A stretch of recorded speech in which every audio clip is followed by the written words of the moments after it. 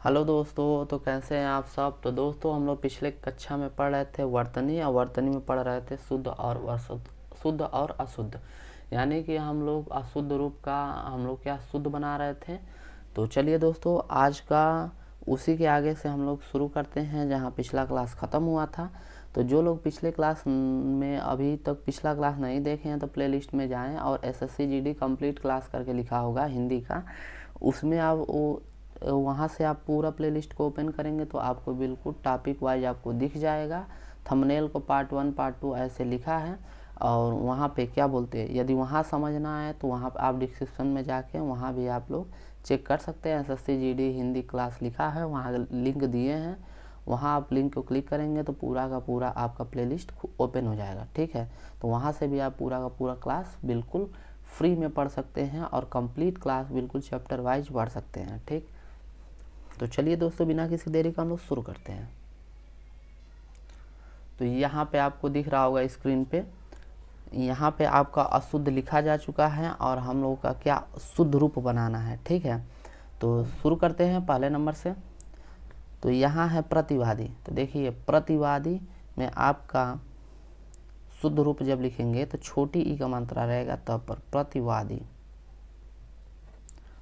ठीक, तो ये आपको हम पहले भी बोल चुके हैं कि जब तक आप प्रैक्टिस खुद से नहीं करेंगे तब तक आपको समझ नहीं आएगा। अब देखिए, रासायनिक लिखा है तो आपको देखने में बहुत सही समझ में आ रहा होगा, लेकिन इसका शुद्ध होता है रासायनिक।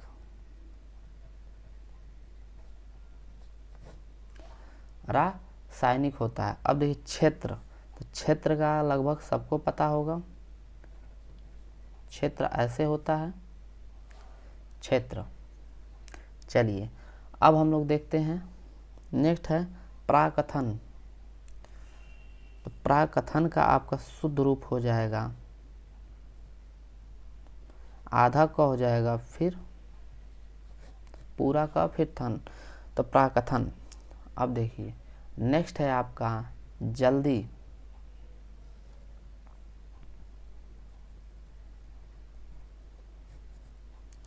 जल्दी, तो इसका आपका हो जाएगा जल्दी, यानी कि बड़ी का मात्रा रहेगा जल्दी में। अब देखिए, अब ये है अस्थाई, तो इसका शुद्ध रूप हो जाएगा अस्थाई, यानी कि यह रहेगा उस पर बड़ी का मात्रा रहेगा अस्थाई। अब नेक्स्ट है तदोपरांत।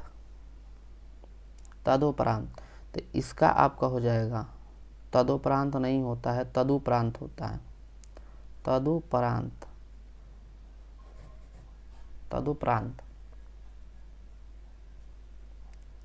अब देखिए, अब नेक्स्ट है आपका, हम लोग पढ़ते हैं, नेक्स्ट है आपका अंताक्षरी। आप लोग बहुत बचपन में बहुत खेले भी होंगे, आज भी खेल होंगे, टाइम मिलता होगा तो। ठीक है, तो अंताक्षरी है, तो अंताक्षरी ना होके इसका शुद्ध रूप होता है अंत्याक्षरी।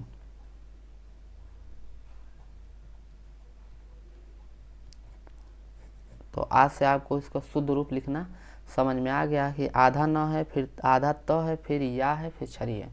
ठीक, अंताक्षरी नहीं होता है, अंत्याक्षरी होता है। चलिए, अब नेक्स्ट है आपका पौरुष। तो पौरुष ना होके आपका होता है पौरुष।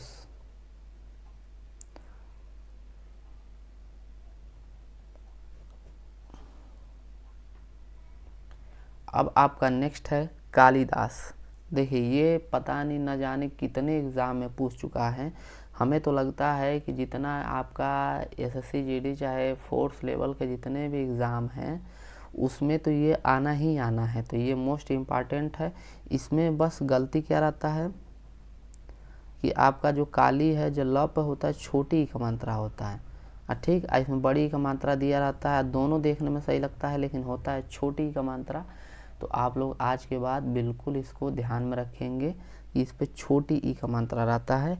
और कालिदास आपका ऐसे दिया रहेगा, इसका शुद्ध रूप होता है कालिदास। ठीक, तो एक बार अच्छे से पूरा फिर से एक बार दोबारा आप लोग अच्छे से अक्षर देख लीजिए, फिर चलते हैं नेक्स्ट,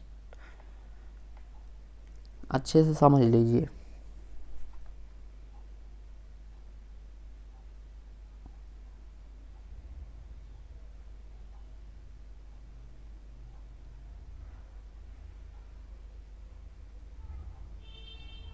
तो चलिए दोस्तों, आई होप कि आप लोग अच्छे से एक बार देख लिए होंगे। तो अब चलते हैं हम लोग यहाँ सेकेंड वाले पे, यानी कि यहाँ पे देखेंगे अशुद्ध और शुद्ध।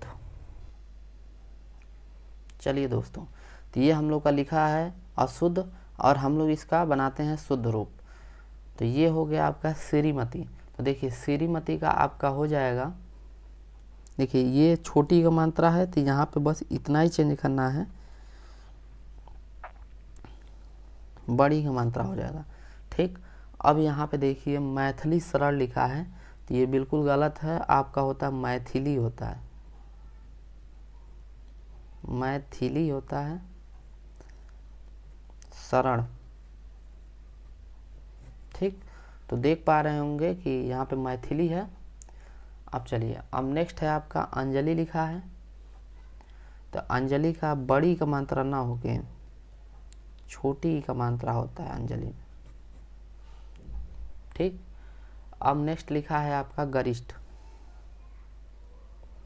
तो गरिष्ठ में आपका छोटी का मात्रा लगता है गरिष्ठ, और यहाँ ट की जगह पे ठ होता है, गरिष्ठ होता है। अभी हिरण्यकश्यप लिखा है, तो ये आपको देखने में बिल्कुल सही लग रहा होगा, लेकिन इसका शुद्ध रूप होता है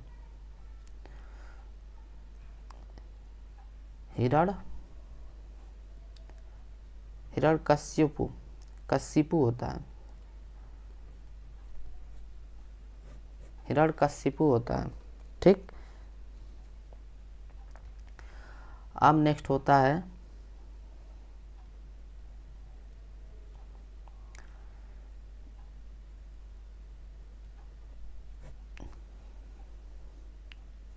ज्योत्सना का, आप लोग देख सकते हैं आधा त है फिर आधा स है, ज्योत्सना। ठीक, अब जागृत का होता है जागृत।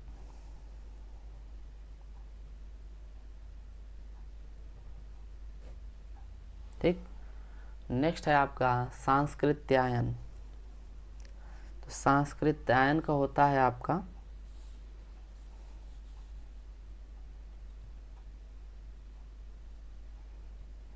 देखिए, इसमें बहुत ध्यान से देखिएगा, सांस्कृत्यायन का होता है आपका यहाँ पे क्री वाला संस्कृत, फिर आधा तो फिर यायन, तो यहाँ पे आधा स नहीं रहेगा, यहाँ सांस्कृत्यायन होता है। ठीक, नेक्स्ट आपका है षष्टम, तो षष्टम इसका शुद्ध रूप होता है षष्ठ, इसका शुद्ध रूप होता है षष्ठ।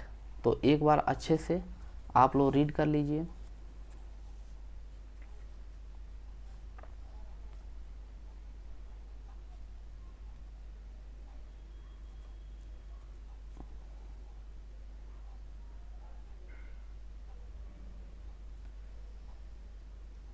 तो उम्मीद करते हैं दोस्तों आप लोगों ने पूरा अच्छे से रीड कर लिया है।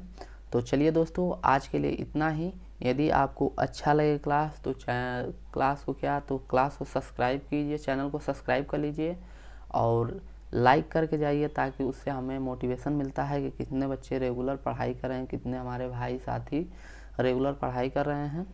ठीक है, तो लाइक कीजिए, सब्सक्राइब और अपने दोस्तों को ज़्यादा से ज़्यादा शेयर कीजिए।